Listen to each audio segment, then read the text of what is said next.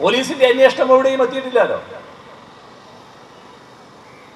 അന്വേഷണത്തിന്റെ ഭാഗമായി വന്ന റിപ്പോർട്ടുകൾ നോക്കിയാൽ പ്രത്യേക രീതിയിൽ വഴിതിരിച്ചുവിടാനുള്ള നീക്കങ്ങൾ ഉണ്ടായിട്ടുണ്ട്, ശ്രമമുണ്ടായിട്ടുണ്ട് എന്ന് കാണാൻ സാധിക്കും.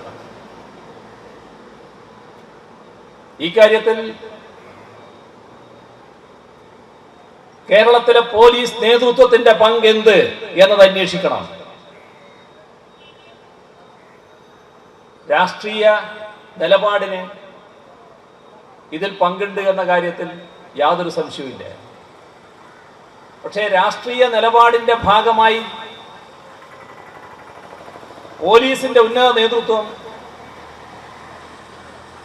സമീപനം സ്വീകരിക്കല്ല വേണ്ടത്. പോലീസിന് പോലീസായി നീങ്ങാൻ കഴിയണം. കേരളത്തിന്റെ DGP അദ്ദേഹത്തിൽ അർപ്പിതമായ ഉത്തരവാദിത്വം ഈ കാര്യത്തിൽ ശരിയായി നിർവഹിച്ചിട്ടുണ്ടോ?